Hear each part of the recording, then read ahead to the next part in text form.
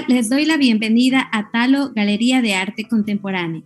En esta noche tendremos un programa especial para hablar de la monetización del arte.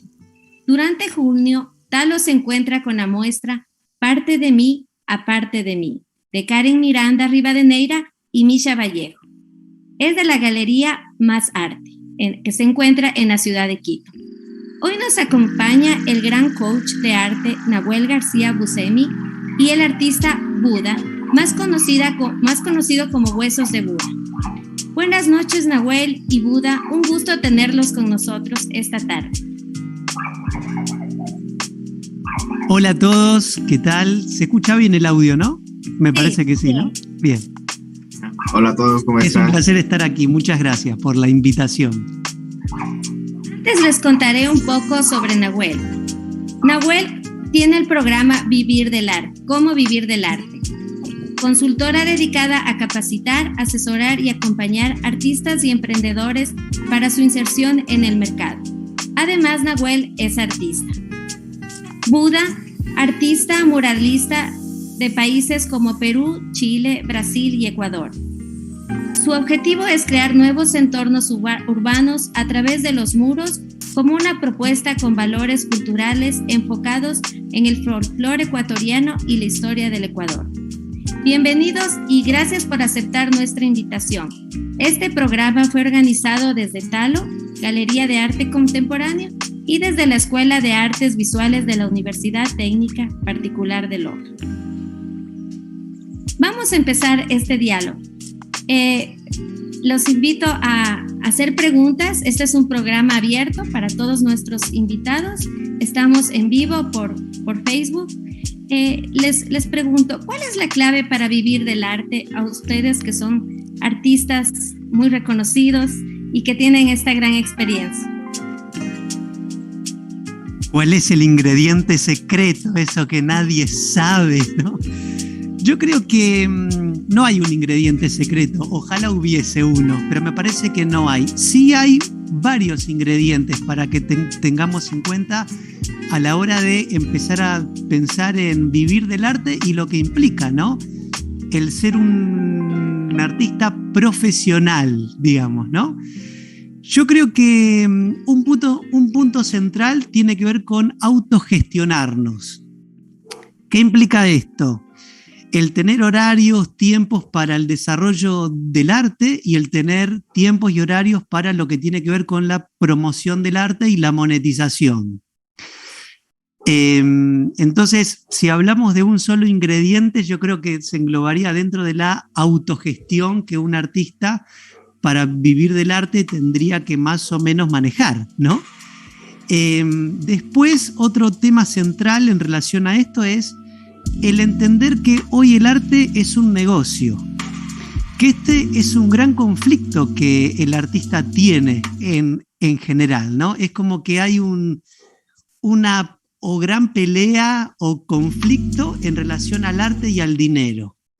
Que si pienso en el dinero mientras estoy haciendo mi arte, entonces mi arte no es completamente artístico, etc. Y todos los juicios esos que van surgiendo, ¿no? Entonces, para mí, para vivir del arte, es importante que el artista pueda pensar en el arte como un negocio. Y en un negocio el dinero va a ser un factor importante. No solo para el crecimiento del propio artista, sino para el desarrollo del negocio y del alcance, ¿no? Entonces, creo que lo más importante es entenderlo esto, porque en la mayoría de las escuelas de arte no tocan este tipo de temas, ¿no? O sea, se enfoca mucho en ser un artista bueno en la disciplina del mundo artístico. Si sos mago, como es mi caso, te enseñan de todas las estrategias para ser mago, cómo hablar en público, cómo hacer mejor un truco, pero no hay ninguna materia en donde te enseñen en relación a cómo me muestro, cómo me vendo, cómo puedo usar las redes para crear un público, cuánto tendría que cobrar por mi hora de arte, etcétera, etcétera, que son temas que no solo en el mundo artístico se corren a un costado, en casi todos los mundos, ¿no?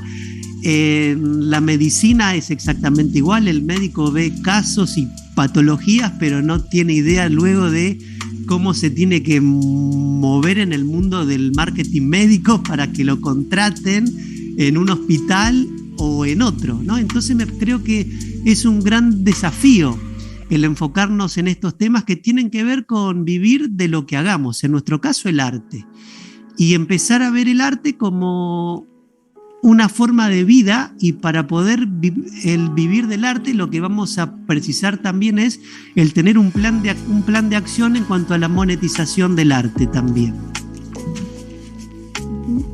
Desde tu experiencia, Buda, si nos puedes comentar algo.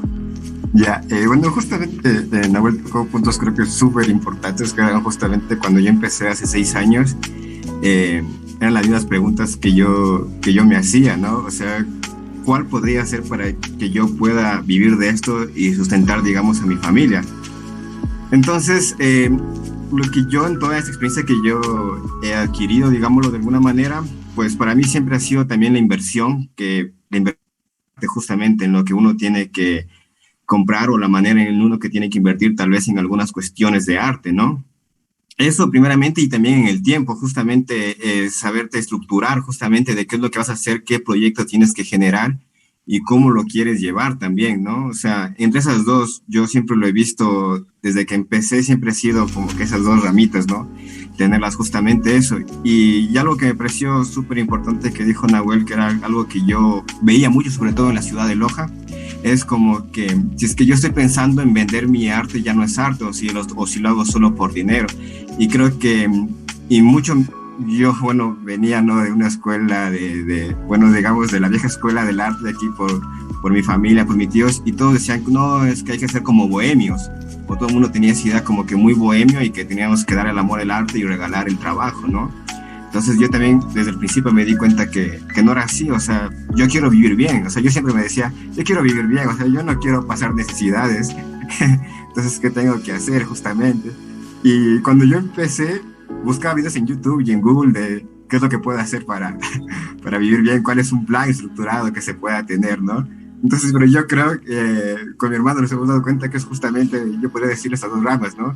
La inversión que tú haces tanto en tu carrera artística, para que seas un buen profesional, no sé, tanto en Instagram, en redes sociales, comprarte un buen material, incluso la manera en cómo le hablas al cliente, incluso hasta en cómo te vistes y todo, creo que da una buena impresión, y cómo se maneja el tiempo, ¿no? O sea, porque no es lo mismo, ¿no? O sea, no es lo mismo, me he dado cuenta porque también aquí tengo muchos compañeros y todo que se dedican al arte y también a otra profesión. Y como que no distribuyen muy bien el tiempo. O sea, es como que pasan todo el día en el trabajo y en la noche llegan a hacer como que una obra, y la verdad es que como que no le ponen mucha dedicación a la obra artística, al tiempo, ¿no? Y yo creo que esta carrera sí debería ser justamente dedicarle 100%, como cualquier otra carrera, ¿no? O sea, si eres arquitecto o eres ingeniero, no sé, doctor, alguna otra cuestión, no tienes un trabajo y luego ya para practicarla solo lo haces de tal hora a tal hora, digamos 2 horas, eres profesional, la gente no te va a conocer y no vas a ganar experiencia. Entonces yo creo que esas serían las dos ramas para mí, las que me han funcionado hasta el día de hoy y me siguen funcionando.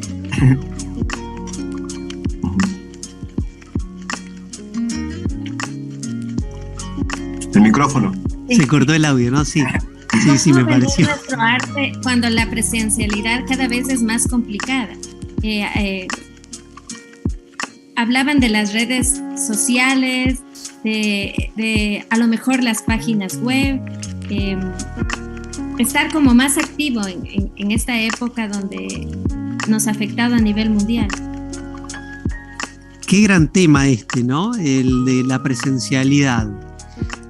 Yo creo que mi percepción es que estamos en el mejor momento para poder vivir del arte. O sea, nunca hubo tantas chances, mundos y posibilidades para vivir del arte y monetizarlo como hoy, ¿no?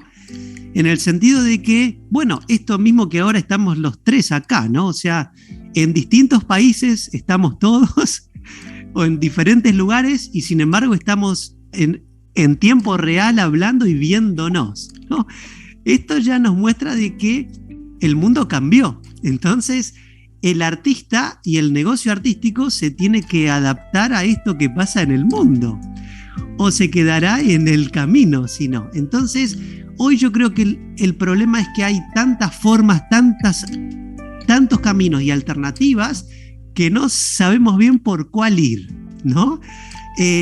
Yo algo que sugiero siempre es, y en relación a lo que nos contaba ahora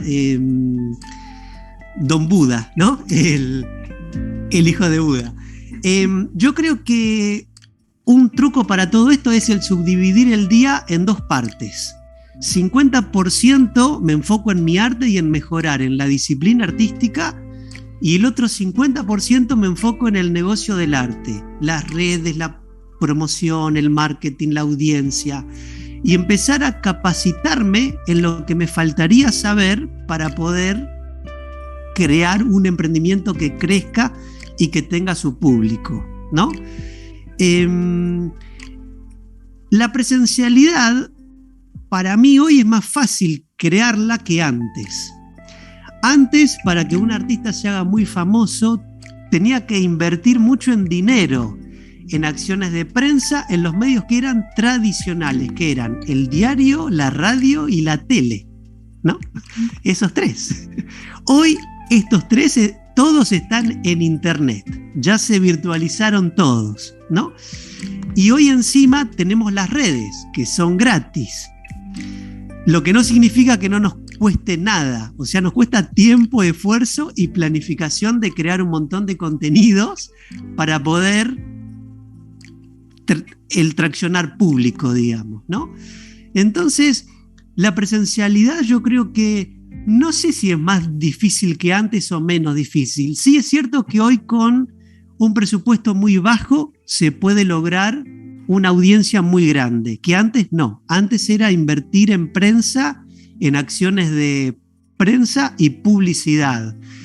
Y la competencia eran las grandes empresas, donde un artista tenía que competir con Nike para estar en el diario, en la página al lado de Nike, ¿no? Por poner algún ejemplo.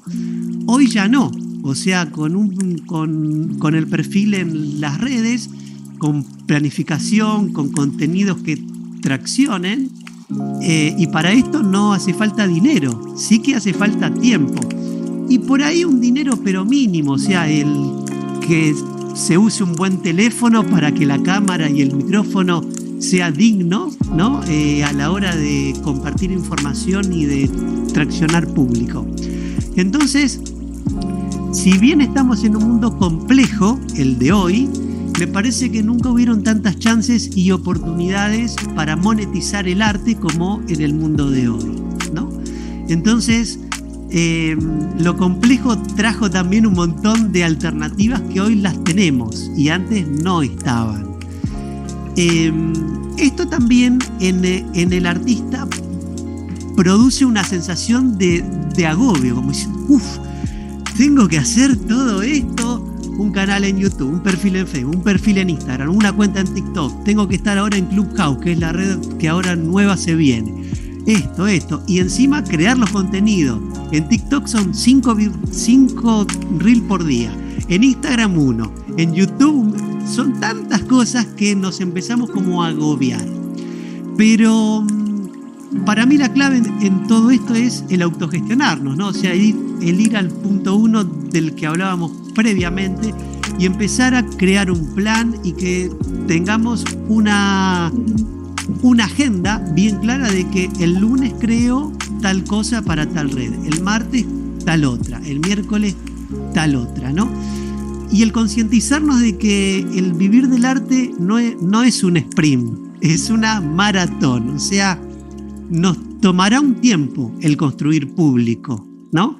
En mi caso, el canal de YouTube que tengo, que ahora estamos casi llegando a los 50.000 suscriptores, me tomó 6 años, o sea, todo el mundo me ve ahora y me ve como alguien exitoso, sí, pero no están viendo los 6 años que yo un día por semana subía video con problemas, con familia, con compromisos, con trabajo, y el video se publicaba igual, ¿no? Entonces, yo creo que si lo planificamos y accionamos con consistencia, en el mediano o largo plazo se ve el dinero y la atracción de público, que es lo que al final nos va a dar a un artista el dinero, ¿no? Entonces yo creo que hoy la presencialidad va a ser fundamental y que no lo tenemos que ver como algo difícil y complicado, sino que lo que tenemos que hacer es el darnos cuenta que estamos en este mundo en el que nos toca estar en este momento en toda la historia, que es algo único, en donde hay un quiebre único, con pandemia, bueno, con todo esto que nos pasó, y que gracias a las redes y al internet, muchos artistas se reinventaron y empezaron a monetizar el arte de forma virtual también. Y de ahí que se adelantó todo esto con la criptomoneda, que ahora en un ratito nos vamos a estar metiendo también, y el criptoarte, ¿no? Que es lo que ya llegó, no es que viene, ya llegó. Entonces, me parece que hoy hay tantos mundos tan nuevos que hace que nos tengamos que sentar y estudiarlos para empezar a entrar en estos mundos que son de infinitas posibilidades, por cómo lo veo yo, ¿no? ¿Pablo? Bueno, justamente es que a mí me tocó justamente la época, o sea, cuando yo salí digamos, al mercado. Justamente a mí me tocó la época en la que Instagram recién aquí se estaba posicionando en Ecuador, y justamente Facebook también se estaba posicionando. Y justamente me dieron un consejo a mí, unos profesores de Quito, porque yo les había mostrado mi trabajo y ellos me decían: si es que no te sirve de nada, o sea, no podrías vivir bien si es que no te sirve, si es que no muestras tu trabajo por una red social. Parece un consejo muy, muy simple, pero la verdad es que me llegó tanto ese consejo que ese mismo día me creé Facebook, creé Voces de Buda. Ese mismo día. ¿Tiene seguidores? ¿Mande? Tiene Pablo Buda, tiene 9,000 seguidores. Muy bien. Buen número. Entonces, justamente ese mismo día yo me creé la página, y ese mismo día, como que digamos, explotó. De la sola tuve 500, digamos, que seguía mi página ese mismo día, y yo dije, wow, o sea, aquí es. Y yo me di cuenta que justamente tenía que vender el arte justamente por redes sociales. O sea, yo como que, digámoslo, como que crecí justamente con las redes sociales, y todo lo que yo he vendido y monetizado ha sido a través de las redes sociales.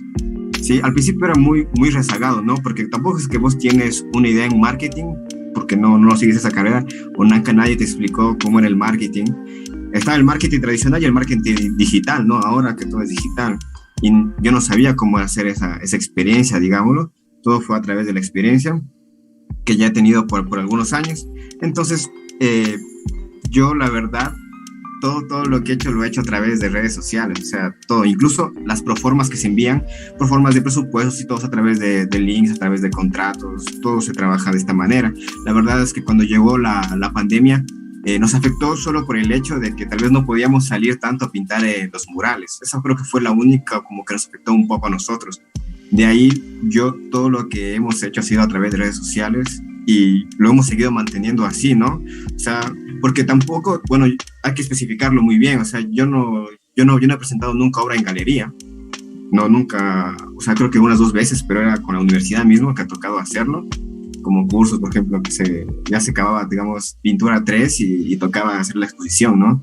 Ahí yo presentaba obra, pero ya de ahí, digamos, ya como Huesos de Buda, nunca lo hice, y todo fue a través de las redes sociales. Y como justamente dijo Nahuel, o sea, yo creo que estar justamente a las vanguardias de lo que viene. Ahora justamente con mi hermano estamos pensando en crearnos un TikTok para subir los videos, porque ya vemos que está como que también mantenerse, ¿no?, en la tendencia de lo que viene, justamente las tendencias de lo que viene, ¿no? Y nosotros vemos que ahora TikTok está en esa tendencia, y creemos que de ahí también va a surgir todavía mucho más trabajo. Justamente como hablaban de las criptomonedas, tenemos un proyecto, estamos trabajando un proyecto con LATAM, y nos mandaron unos contratos, y justamente había un contrato, bueno, nos mandaron como 4 contratos, pero solo era uno específico para nosotros, digamos, y en uno de esos contratos se hablaban sobre una criptomoneda, que el pago iba a ser a través de esa criptomoneda, ¿no? Nosotros nos quedamos como, buenas, o sea, loco, o sea, nunca lo habíamos visto, la verdad, o sea, nuevo, así, bueno, un poco como para ese contexto nomás, o sea, como que justamente dice, no es nuevo, sino que ya está. Pero justamente acá, sobre todo en Loja o en el Ecuador, todo siempre es nuevo. O sea, aquí siempre llega tarde algunas tendencias. Siempre llega tarde todo. Sí, pero bueno, desde mi experiencia yo siempre lo digo, o sea, yo crecí justamente con las redes sociales y sí, la presenciabilidad casi nunca se nos ha hecho muy, muy complicado eso. Tal vez, como yo lo digo, murales, eventos, pero bueno, eso creo yo. Nahuel, y desde tu experiencia, hablando de la innovación, a nosotros siempre nos han formado de que un proyecto debe ser innovador para que tenga una venta en el mercado. ¿Tú cuál crees que es la clave para que un proyecto artístico sea innovador y esté en el mercado? Qué gran pregunta. Esto que voy a decir ahora puede ser que haya algunas personas que digan, yo no lo pienso así, porque es muy controversial quizás, ¿no? Pero yo creo que hoy el producto no es más el arte, y es el artista, que no es lo mismo que el arte, ¿no? De ahí que, o sea, ¿en qué me baso para contarles esto, no? ¿Por qué? Porque hoy el gran camino son las redes. Y en las redes nadie sigue una obra de arte. No hay un perfil de la Mona Lisa y que todos sigan el perfil de la obra de arte. En las redes todos vamos siempre a estar siguiendo a personas.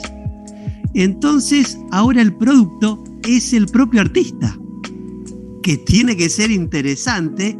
Por consecuencia, su propuesta artística va a tener que ser interesante y atractiva también. Entonces, cuando yo hablo en capacitaciones y en los cursos que doy de la diferenciación, en el mundo artístico no hablo ni del estilo que tiene que tener la pincelada, que eso es la diferenciación del arte, sino que hablo de la diferenciación del artista.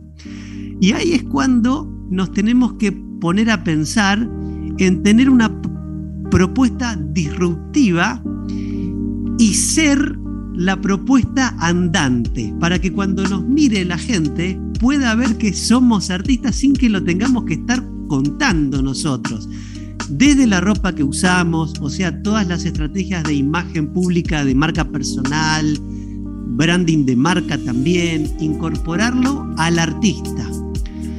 Si se incorpora al artista, por consecuencia y por añadidura, se le agrega también a la obra de arte también. O sea, hoy yo creo que estamos en el mundo de las personas, porque estamos en el mundo de las redes.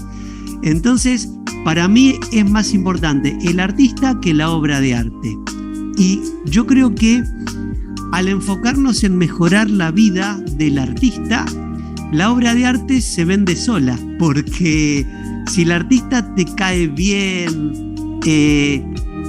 nos damos cuenta que es buena persona, cuando querramos un cuadro le vamos a ir a comprar a él, ¿no? Que al final es un poco cómo se mueve el mundo. O sea, yo mira, te cuento un caso. Hace un año estábamos un poquitito más, antes de la pandemia, ¿no? Estábamos en la búsqueda de un albañil para hacer algunos arreglos en la casa. ¿Dónde se busca un albañil? ¿En Google? No, o sea, lo primero que hice fue hablar con 3 amigos para que me recomienden a un albañil. Entonces ellos me dieron algunos números telefónicos de un albañil y hablé con 3 personas. De las 3 personas contraté al que vino a la entrevista el día y horario en punto, o sea, vi las cualidades en la persona, no en el trabajo. Y como vi que vino puntual, me habló bien, y encima era un amigo de un amigo, lo contraté a él. Y me parece que esto se puede hacer muy fácil en las redes hoy, ¿no? O sea, yo estoy acá por mis redes. Vos me contactaste por mi canal de YouTube, me viste, me seguiste. Hace unos meses atrás me escribiste un Instagram, te contesté y hoy estamos acá. Entonces, ese es el gran poder que tienen las redes. y que para mí excede al producto artístico o al servicio artístico o lo que hagamos. O sea, si yo soy un súper artista y tengo un gran canal y tengo las redes muy buenas, pero me contactás y no te contesto o te contesto mal, se siente y se percibe todo eso. Entonces, eso es lo que va a diferenciar a un artista de otro artista. Entonces, yo creo que la diferenciación o la innovación viene desde el artista que somos y por consecuencia en la propuesta. Pero otro gran punto que lo comentó ahora Pablo también es el de mostrarnos. Yo lo que veo es que hay un gran miedo en el mundo artístico de mostrarse. O sea, muestro mi cuadro y mi manito ahí en el cuadro y no me muestro yo. Y me quiero como mantener alejado por miedos, por inseguridades o por no sabemos qué. Pero en general a los artistas les cuesta mostrarse. Entonces les cuesta mucho usar las redes bien y que traccionen, porque si no te mostrás, no te van a comprar. O sea, hoy por hoy, y esto es duro, esto que ahora les digo, el que no te ve piensa que no existís. Y es duro esto, o sea, si no estás en las redes, si no te mostrás en ningún lado, tu público piensa que no existís, no te van a encontrar nunca y no te van a consumir nunca. Entonces, por más que tu arte sea impresionante, excelente, deslumbrante, si no te mostrás, tu obra estará siempre en el garage, en tu casa, guardada y nadie nunca la podrá encontrar, ¿no?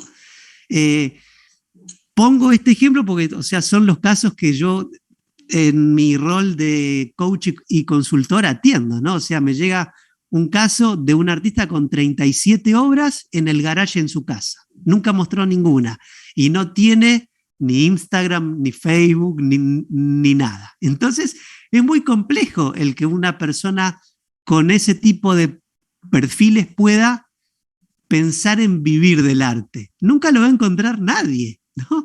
O muy poquitas personas. Entonces, yo creo que la innovación y la diferenciación tiene que estar enfocada en todo esto, en cómo me voy a mostrar en las redes para no ser un artista más de los 500.000 que están en las redes. ¿Cómo voy a mostrar mi arte y mi contenido? ¿Cuál es el público al que me voy a enfocar para hablarle en el mismo lenguaje? Y pensarlo esto, y el tener un diseño y un plan más o menos de cómo hacerlo. Lo ideal sería el que lo tengas bien armado y bien plasmado, pero si no lo tienes bien armado, que más o menos lo tengas claro esto, para que no te pierdas, porque en las redes es muy fácil el perdernos en el camino. Crear un contenido un mes, 2, 3, y en el cuarto mes nos pasa algo e interrumpimos. Entonces, el algoritmo que empezó a ir así, después hace boom y cae, ¿no? Y esto es por falta de planificación en general. O sea, el artista es muy de fluir en lo que sucede. Entonces, le pasan este tipo de cosas. En el caso de Pablo, él ya es millennial, ya viene con otros mundos y con otras expectativas y con la disponibilidad para estar en las redes y bien. Pero en mi caso me encuentro con muchos artistas que esto es lo que más les cuesta. O sea, no saben cómo enfocarse en la innovación y en la diferenciación en cuanto al mundo virtual. Gracias, Nahuel. ¿Pablo? Justamente eso era algo como lo que comenté al principio, ¿no? Justamente incluso invertir justamente en lo que era la imagen, ¿no? O haciendo también ese paralelismo, ¿no? Con otros tipos de artes, que es como el teatro, el cine o la música, ¿no? O sea, lo que la gente se proyecta y cómo lo ve como de persona, incluso hasta en el carácter, lo que decía, es muy importante, ¿no? Y eso es algo de lo que también, creo que es lo que más vende, ¿no? Y esta palabra justamente cuando uno entra a la escuela de arte y dice, es lo que más vende, uno piensa que está mal, o sea, que lo van a ver mal cuando uno dice es que eso es lo que vende, ¿no? Y eso es algo que justamente yo me acuerdo muy bien que la profe Elena nos decía, pero es que un artista tiene que venderse para vivir, si no, ¿cómo? O sea, y justamente ella misma nos hacía justamente como un paralelismo entre los músicos, entre los artistas del cine, cómo se portaban, cómo lo hacían y cómo reflejaba eso en su obra, ¿no? Y es algo justamente que con mi hermano hemos visto mucho, ¿no? Que la gente que más se muestra en sus redes con la obra terminada es como que la que más jala gente, digamos, como que más público, más comunidad, como que la que más le sigue, lo invita. Por una parte, nosotros sí nos habíamos mostrado así, pero por otra también somos un poco, digamos, para que los voy a mentir, un poquito cerrados, no nos gustan mucho las fotografías, pero siempre salimos con caretas de Año Viejo, que es algo de aquí de Ecuador. Nos gusta mucho nosotros ese concepto y con eso nos mostramos. Y en todo lo que podemos utilizamos eso. Entonces la gente ya tiene una como preconcepción de nosotros, de que cuando ve una careta o ve esto, somos nosotros. Incluso ahora con la ilustración digital y todo, nos hemos dibujado nosotros mismos y ahora en cada proyecto que se hace nos colocamos nosotros, digamos, de alguna manera. Justamente como para acotar algo de lo que decía Nahuel. Y algo más, ¿no? Siempre dicen que ya todo está creado y todo, o sea, que es súper difícil ahora innovar, pero más bien creo que serían como rediseños y todas estas cuestiones, ¿no? Lo que yo creería en realidad es que justamente tal vez tener hasta un poco de suerte, digámoslo, ¿no? De alguna manera, o sea, como justamente estar en el momento y lugar adecuado en la que tu proyecto fue el adecuado, o tal vez viste las señales, que tu proyecto justamente tenía que ser ese, vos viste las señales y ese tenía que ser y ese tenía que caer. Y creo que lo hablo por experiencia, porque justamente cuando yo creé Huesos de Buda, en esa época casi nadie, aquí en Loja sobre todo, se dedicaba a hacer arte urbano o pintar murales en interiores. Había muy pocos, o sea, no voy a decir que soy el primero, pero sí había muy pocos, como Oscar Arturo, había otros colegas como Pablo, también que se llamaba. Todos ellos hacían, pero como que tal vez no se dedicaban justamente a hacer esto, o no tenían una página, o no le invertían tanto en eso. En cambio, yo dije, eso es lo que yo quiero hacer de por vida, o sea, quiero recorrer el mundo con esto y esa va a ser mi propuesta, o sea, no es innovadora, la verdad, yo creo que no era innovador, pero como que yo vi como que algo faltaba aquí, o sea, como que eso faltaba, como el arte urbano, o pintar, o ir eso, entonces yo creo que es justamente como que ver un poco esas señales y decir esto es lo que ahora, esto le falta, o esto le falta al ojo, o esto también incluso le falta a mi vida, o es el momento justo, o es la suerte también, digamos, de alguna cosa. Creo que suerte también ahí puede ser parte de la receta, digamos. Gracias, Buda. Hablando un poco de la criptomoneda, que está muy de moda en estos tiempos, quisiéramos que nos comentes algo, Nahuel. ¿Nos podrías contar dónde estamos y si se sabe algo de la función de la criptomoneda? En nuestro país todavía es algo nuevo, el criptoarte. Te comentaba al inicio del programa que el mes pasado participamos en la primera feria de arte con criptomoneda y con miedo participamos, pero nos fue bien, o sea, con miedo participamos, pero es algo que se viene, pero no se sabe también por esta falta de información qué tan seguro sea o cómo funciona. Exactamente. Entramos ya ahora en criptomonedas, pero antes quisiera compartirles también algo en relación a la suerte, que era lo que nos contaba ahora Pablo, ¿no? Para mí la suerte se da cuando se dan tres como factores. Primero, la preparación, que uno ya tiene que ser que la tenga. El segundo factor es la oportunidad, que es estar en el lugar justo, en el momento justo. Y el tercero es la confianza interna o la fe, digamos, para que todo esto te lleve a buen puerto. Si lo vemos así, la suerte se podría forzar, porque si me preparo, voy a eventos de arte donde sé que van a estar mis clientes y voy con confianza y con fe, vamos a tener suerte, ¿no? Y es un concepto que me gusta mucho el verlo así, porque si no, es como que hay un factor externo que no lo controlamos, si lo vemos como que hay alguien que tira los dados, ¿no? Yo no controlo nada. En cambio, con esta idea en relación a la suerte, controlo un poquito los dados. O sea, yo sé que si me entreno, si tengo estos 3 ingredientes, es más probable que el dado me salga más alto, ¿no? Así que, bueno, eso. Tema criptomonedas.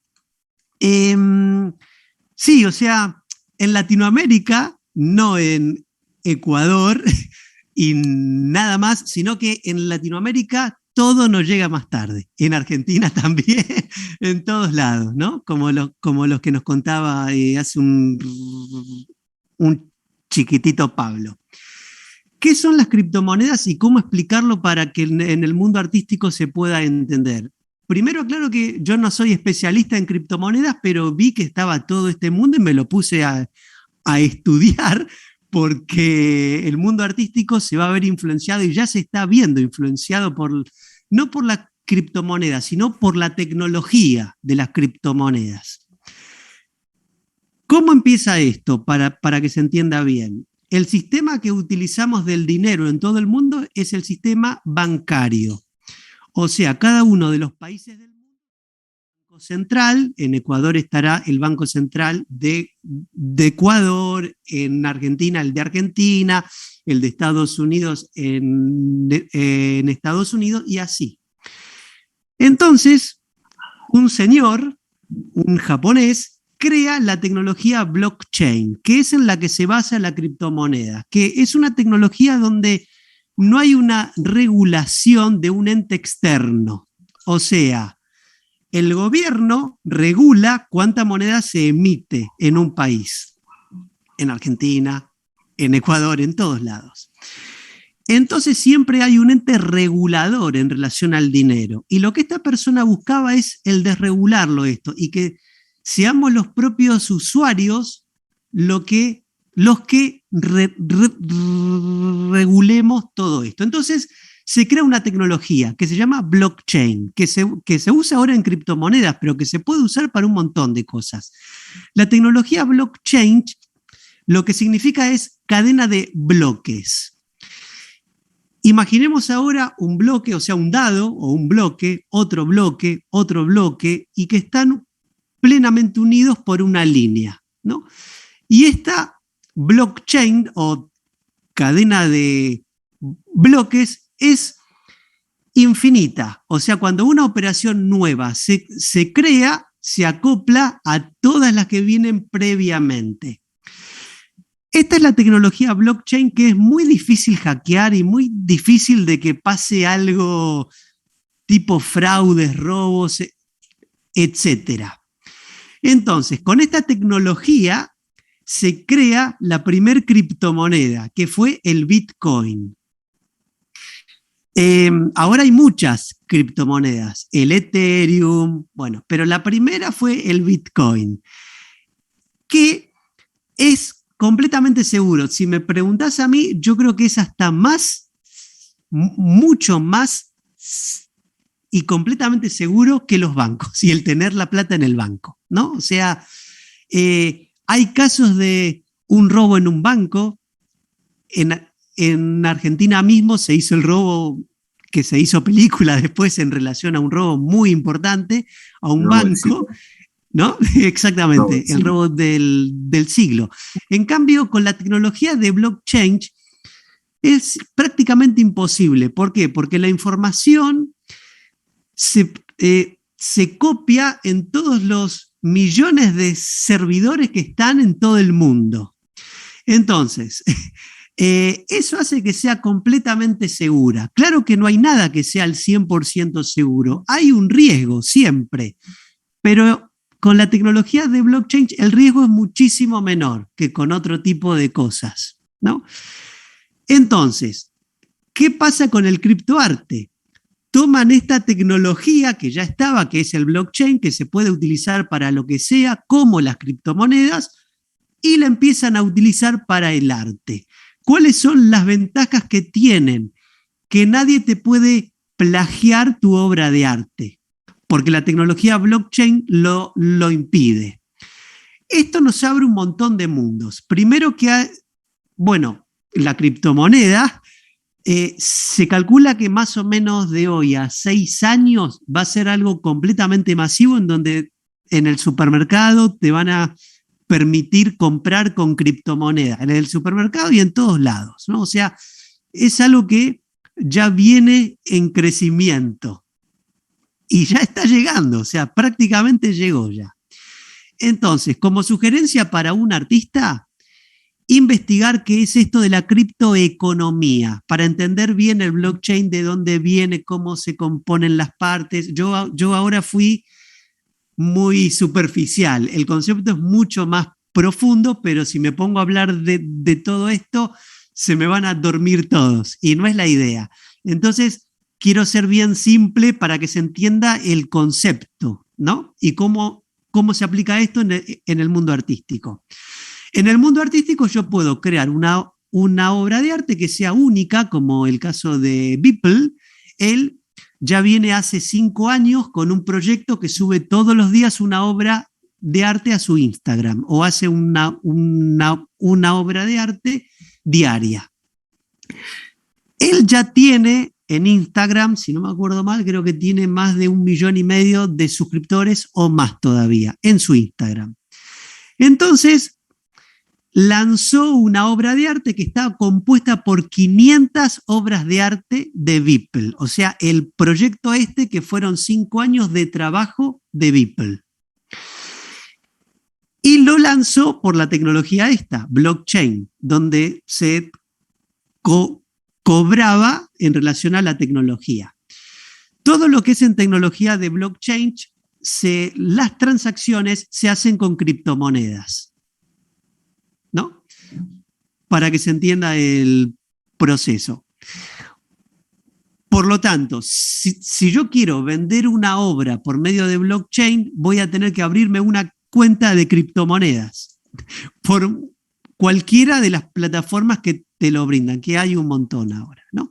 Entonces, las transacciones van a ser siempre por criptomonedas, pero al final esa criptomoneda yo la voy a transformar en dinero real, en la cuenta del banco, ¿no? O sea, el proceso es, de mi cuenta del banco, compro Bitcoin o la criptomoneda que sea, hago las transacciones, compro, vendo, y después extraigo eso por mi cuenta del banco también. Eso es para que se entienda a grandes rasgos todo esto que ahora estoy simplificándolo, ¿no? Entonces, en el mundo artístico, esto te permite crear algo muy exclusivo y de un valor muy alto, y jugar mucho con la especulación. ¿Por qué? Bueno, en el mundo artístico, y sobre todo en las obras que son de artes plásticas visuales, la especulación estuvo siempre y va a continuar estando siempre. De ahí que una obra vale $1 millón, $10 millones, 30 o el valor que sea, porque hay una especulación de que suba o baje en relación al propio artista y a los mercados, ¿no? Entonces, esto en relación al criptoarte tiene muchas ventajas. Primero, porque se terminan todos los intermediarios a la hora de la venta de arte, ¿no? Que en la venta de arte, si nos vamos al sistema tradicional, siempre hay un intermediario, o había hasta hace un tiempo atrás, ¿no? Y esto pasa en general en la mayoría de las disciplinas del mundo artístico. O sea, un pintor, para vender su arte, hace unos años atrás, se contactaba con galerías de arte, con un marchand, o sea, con alguien en el medio para que sea el que producía la venta de esa obra de arte, ¿no? Lo mismo pasaba en la música. Hay un representante de tal banda de música. Y pasa en la mayoría del mundo artístico. Con todo esto, estos intermediarios dejan de estar, y es el propio artista el que directamente se conecta con su público. Y hoy todo esto se puede hacer gracias a las redes, porque con el mundo que están en las redes, el artista tiene la comunicación directa con el público, no necesita ningún intermediario como antes. Entonces, La gran ventaja es que ahora entra en juego la creatividad de cómo hago para crear una obra de criptoarte que sea exclusiva y por la cual mi público esté dispuesto a darme dinero por esa obra, ¿no? Y esto lo aclaro también porque en el caso de Beeple, él vendió estas 5.000 obras en una obra por 70 millones de dólares, ¿no? En 69 exactamente. Pero ¿qué pasa? Cuando cuento esto, el mundo artístico piensa, tengo que estar ahí, tengo que ya entrar en el mundo del criptoarte, son millones de dólares que me estoy perdiendo. Y no es tan así. O sea, el caso de Beeple y un montón más que hay de millones de dólares son artistas que traccionaban mucho público, muchos millones de followers en todas sus redes. De hecho, hay casos de artistas desconocidos que suben una obra de arte al marketplace para esto de criptoarte y no pasa nada, nadie la compra, porque no hay un público que esté dispuesto a comprarla. Entonces, pasa también. Por lo tanto, me parece a mí que hoy es una muy buena alternativa, pero no nos tenemos que olvidar de lo central, que es el traccionar público antes. O sea, si yo quiero con la magia, que es el arte que hago, si yo quiero realizar un espectáculo de magia en un teatro y que vengan 500 personas, virtual por Zoom o por la plataforma que sea, antes voy a tener que traccionar público, crear tribu y comunidad, para que de toda esa gente, una parte quiera y esté dispuesta a darme dinero por algo más, que no le alcanza con los contenidos que están en las redes. Entonces, la generación de público va a estar siempre, con criptoarte o sin el criptoarte. Es algo que lo vamos a precisar igual. Beeple tenía millones de followers y entre esos millones, gente con mucho dinero y que estaba dispuesta a darle 69 millones de dólares por su obra. Y esto es lo que no nos tenemos que olvidar. O sea, no piensen en lo mágico de que pongo una obra en criptoarte en el marketplace y en una hora tengo $100, $1.000, el monto que sea. Sí hay casos en donde un artista, o sea, sin tener mucho público, vende una obra en $300, pero son casos como aislados, digamos, ¿no? Entonces, te puede pasar, pero estate listo para que no suceda eso, si es que no tenés un público con gente dispuesta a darte dinero. Yo ahora estoy ayudando a una persona que no es artista, pero tiene una startup y él creó una aplicación que te saca la foto del aura o del alma de una persona y la transforma en una imagen. Y eso se transforma en una imagen de criptoarte y te vende una imagen del alma, de la primera de todas. Y esta obra ya hace un mes que está en el marketplace y todavía no tuvo ninguna venta. O sea, no hubo nadie que estuviera dispuesto a ofertarla, ¿no? Entonces, esto es normal que pase esto, porque no tiene un público esta persona que tracciona y que esté dispuesto. O sea, si pensamos nosotros que hay gente con millones de dólares que entra en el marketplace y los quiere gastar en lo primero que ve, ese es un mundo utópico y no sucede así la venta de arte, ¿no? En general. En general, la gente que compra y que consume este tipo de criptoarte ya son personas que siguen al artista de antes, como en el caso de Beeple, Blau y un montón más que hay, que son grandes artistas que traccionaban público, sacan algo en criptoarte y una porción del público ese sí lo quiere comprar. Pero ya son artistas con un renombre, con trayectoria y que mueven un cúmulo importante de gente, ¿no? Esto en relación al criptoarte. ¿Qué es lo que tendríamos que hacer nosotros como artistas que estamos empezando en esto? Lo número uno, el tener una cuenta para que cualquier persona nos pueda comprar en criptomoneda. Eso es lo primero que tendríamos que estar haciendo. Ya seas mago, pintor o lo que seas de la disciplina artística, que tengas la forma de cobro con criptomoneda. Eso ya es un gran paso. Por varias cosas. Primero, que la criptomoneda no tiene una regulación de los estados, por lo que hablábamos antes. O sea, es un sistema autorregulado por las personas que le damos el valor al sistema. Entonces, no se pagan impuestos por ahora.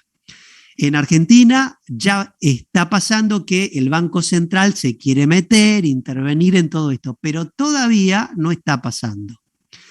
Y no sabemos si en un futuro estará pasando. Entonces son temas para tenerlos en cuenta esto. O sea, hoy es un sistema desregulado.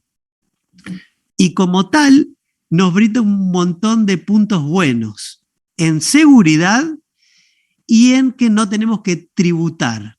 De todos modos, como lo que yo les comentaba, en relación al sistema que al final tiene que entrar el dinero en tu cuenta bancaria, ahí lo vas a tener que blanquear el dinero ese. O sea, tarde o temprano lo vamos a tener que facturar. Pero eso si lo terminamos extrayendo. Si no lo extraes, no. ¿No? Es un poco lo mismo que pasa con PayPal. PayPal es un sistema de cobro al mundo que por lo menos en Argentina se tributa cuando extraigo el dinero de PayPal a mi cuenta del banco. Ahí el Estado ve que está entrando un dinero, entonces hay que blanquearlo y facturarlo, porque si no, estamos haciendo algo ilegal. Entonces, pero hay formas como el cobrar por PayPal y luego usar el dinero ese para comprar algo. No me entra nunca en la cuenta bancaria, no haría falta que lo blanquee en ese caso, ¿no? Entonces, tiene como puntos que para mí están a favor de todo esto. Y para mí, por cómo lo veo yo, la criptoeconomía es algo que en unos años va a ser algo masivo. Hoy es algo nuevo en lo que nos estamos como habituando todos y empezamos a ver los marketplaces y al principio era uno solo, dos, ahora hay un montón en donde se puede estar con nuestro arte.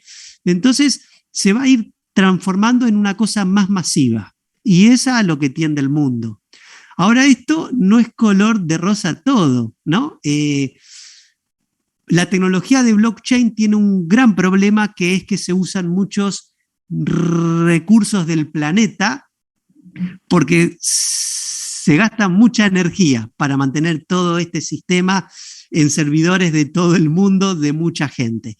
Entonces, hay un gran problema en todo eso que yo creo que con el transcurso del tiempo lo van a ir arreglando y mejorando también, ¿no? O sea, es algo bastante nuevo y como todo lo nuevo, al principio tiene errores y luego con el transcurso del tiempo se van a ir mejorando. ¿Fui claro en esto o no fui tan claro como les hubiera gustado? Porque la verdad que es un mundo muy complejo para explicarlo en pocas palabras. Sí, muy, muy claro fue, Nahuel. Sí, gracias. Voy a dar paso, hay 60 conectados, que para la hora es muy bueno, y voy a dar paso a algunas preguntas, entre ellas Andrea Jaramillo. A ver, se me fue la pregunta. Si quieres comentar algo, Pablo. De lo que dijo entonces Nahuel. Justamente, el año pasado justamente fue eso que te comentaba, de que trabajábamos con LATAM y nos enviaron unos contratos y ahí decía un pago con una criptomoneda. No sabíamos que era no sabíamos que era la criptomoneda de ese rato porque tenía un nombre, no me acuerdo muy bien cuál era. Y yo dije, ¿qué será eso? Me puse a investigar y vi que era una criptomoneda. Entonces, ahí nos dimos cuenta que varias empresas ya manejaban su propia criptomoneda, entre ellas Facebook, todos tienen su criptomoneda, ¿no? Y ahí me interesó un poco, ¿no? Ese tema. Ahorita es que hace la Gaby nos mandó las preguntas y todo, pues estaba acordando, ¿no? Es justamente de ese caso. Y me puse a ver así, ¿no? Varios casos de cómo funcionaban tal vez estas cuestiones. Y algo a mí que me parecía, que quería preguntar también las desventajas, justamente eso era Nahuel, quería preguntarte un poco sus ventajas, porque justamente donde en la página que yo vi que todas las empresas tenían ya su criptomoneda y todo eso, era justamente esa como su fluctuación en el valor, por ejemplo, y daban ese ejemplo de ese chico que había comprado como creo que 10 pizzas, algo así, por tantas criptomonedas que en ese tiempo no valían nada y ahora se hizo millonario, porque la criptomoneda subió tanto un valor de millones de dólares que el chico se hizo millonario, pero que luego había bajado también, así mismo como subió, bajó, digámoslo. Entonces, yo creo, bueno, quería preguntarte si es que tal vez ese era también el riesgo, tal vez de trabajar con la criptomoneda en que se devalúe, digamos, porque no, como tú decías, no hay un ente financiero, o sea, que de cada país que lo pongas, ¿no? O como las divisas, digamos, podría ser, digamos. Ajá. Justamente esa quería preguntarte, a ver. Y luego damos Exactamente. paso a la pregunta del público que está conectado ahora, que hay muchísimas, pero vamos ¡Wow! a hacer algunas. ¿Cuántas preguntas? Ya. En relación a todo esto, o sea, lo que tenemos que entender acá es cómo funcionan los mercados en general, porque las criptomonedas son un reflejo de cómo es el funcionamiento de cualquier mercado.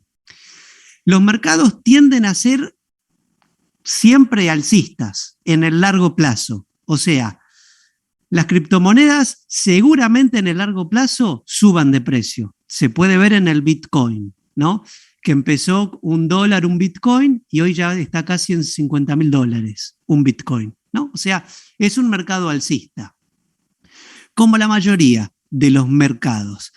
Pero ¿qué pasa? Yo no sugiero jugar con la especulación, o sea, pensar en el Bitcoin como forma de inversión de monedas, porque es muy volátil esto. Entonces, me parece que desde el lado artístico sí está bueno que empecemos a brindar la posibilidad para que alguien nos pague con Bitcoin o con cualquier moneda, ¿no? De las criptomonedas. Y cuando empecemos a meternos en todo esto, puede ser que compres una milésima parte de un Bitcoin o una centésima parte también y que la tengas como ahorro a largo plazo. Si lo haces, seguramente ganes dinero, porque los mercados tienden a ser alcistas. Ahora, ¿cuánto y cuándo? No lo sabemos. Por ahí en 3 días cae y al siguiente mes otra vez sube, ¿no? Entonces, que esto pasa y pasa también en la bolsa. En tiempos de crisis, las acciones caen. Si precisabas el dinero ese en ese momento, perdiste. Pero si esperás tiempo, el mercado vuelve a surgir después. Entonces, yo sugiero que si quieren invertir, piensen en el largo plazo y que lo hagan con dinero que no precisan, que les dé lo mismo que se pierda o que no se pierda. ¿Por qué? Porque cuando vienen las crisis no hay que hacer nada, hay que esperar, porque a la larga el mercado sube otra vez. El problema es que en tiempos de crisis la gente se desespera y van rápido al banco y quieren sacar la plata. Entonces en todo eso es cuando se pierde el dinero. Entonces juega un gran factor importante acá que es el de la inteligencia emocional en todo esto. O sea, cuando invertimos hay una parte emocional que no tiene que ver tanto con la lógica. Entonces, yo sugiero que antes de invertir en algo, investiguen qué es la criptomoneda, cómo fluctúa el mercado, cómo se mueve el mercado. O sea, no inviertan en nada que no sepan, ¿no? O sea, investiguen mucho y sepan. Instrúyanse y luego, si quieren invertir, lo pueden hacer.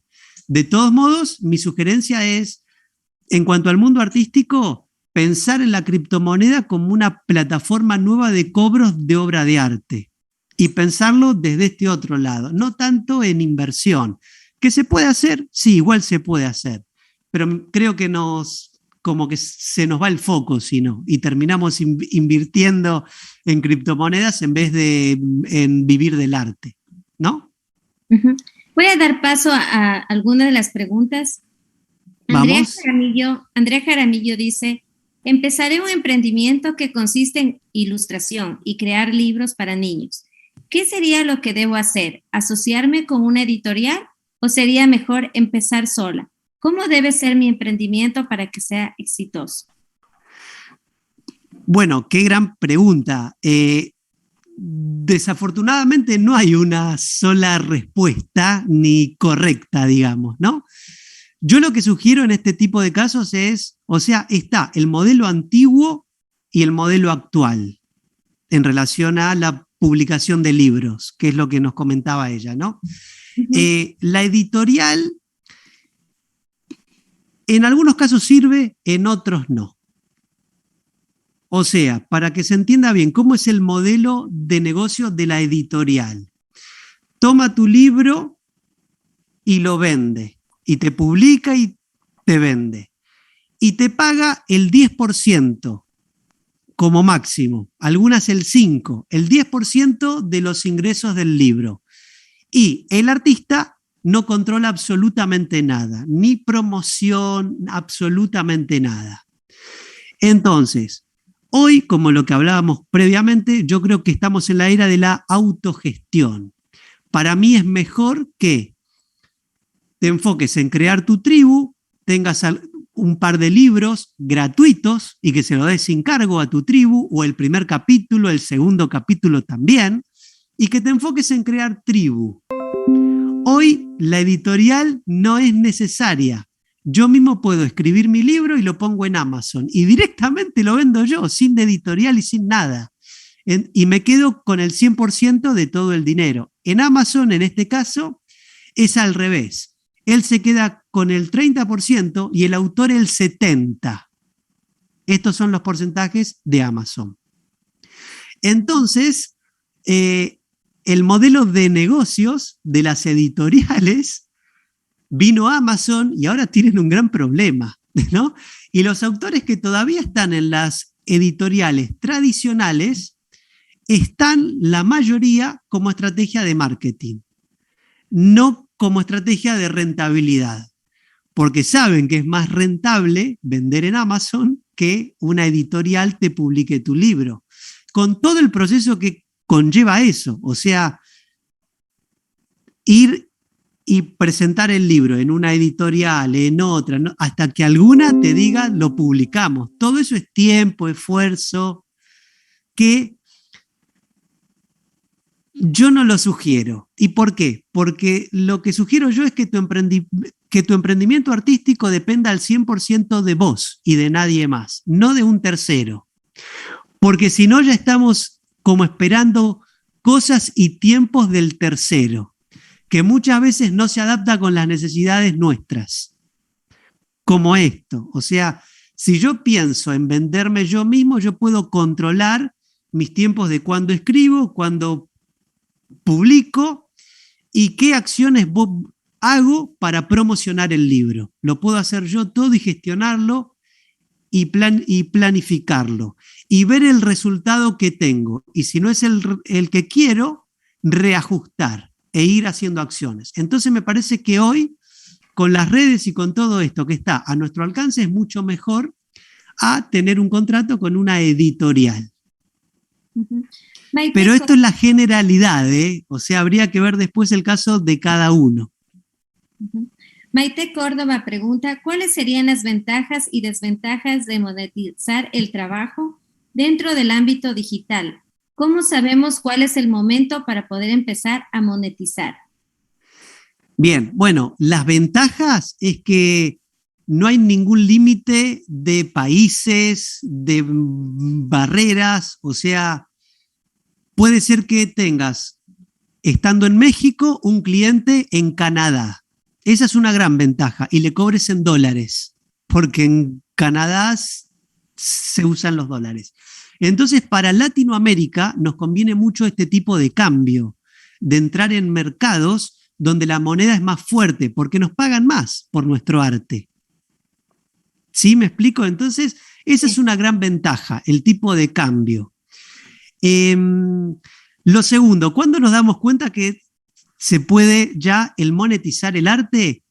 No sabemos hasta que no hacemos la prueba. O sea, ¿qué significa esto?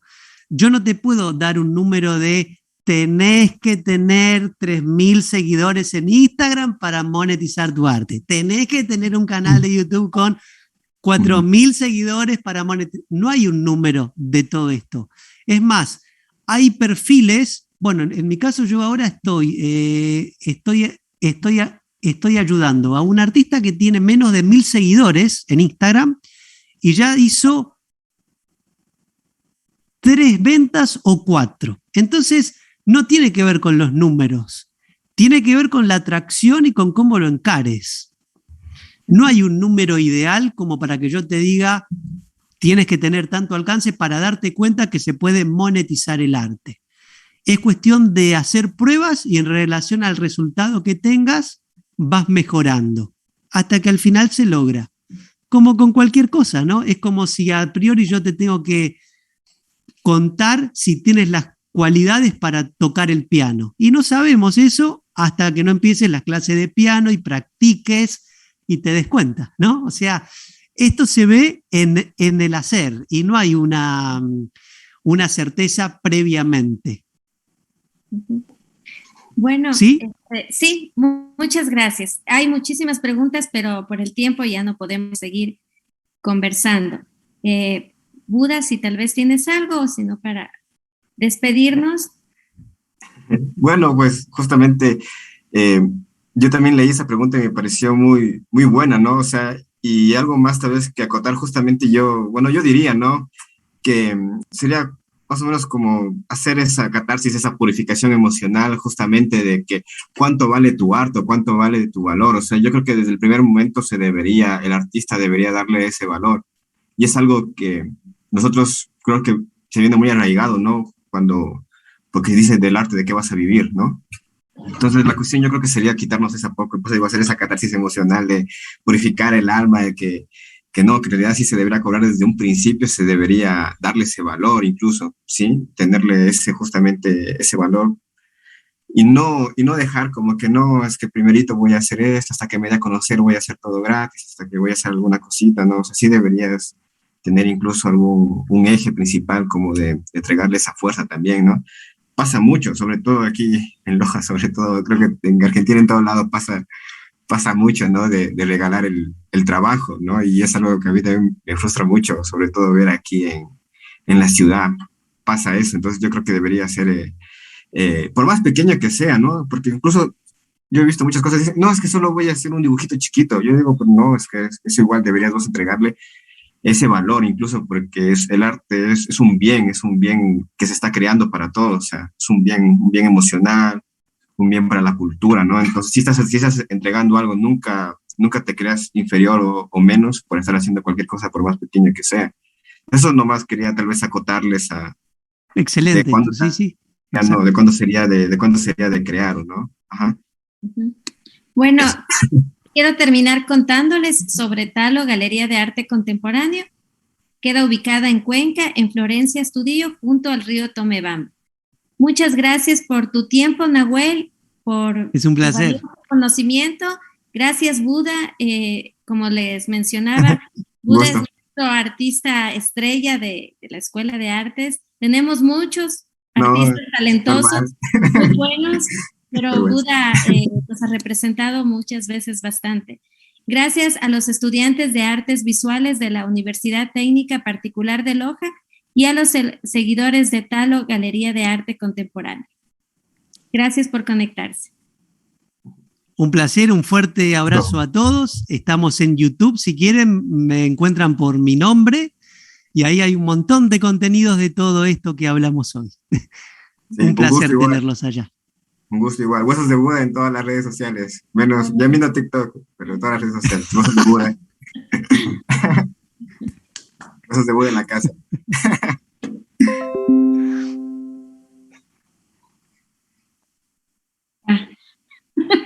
Bien. Es que me senté en un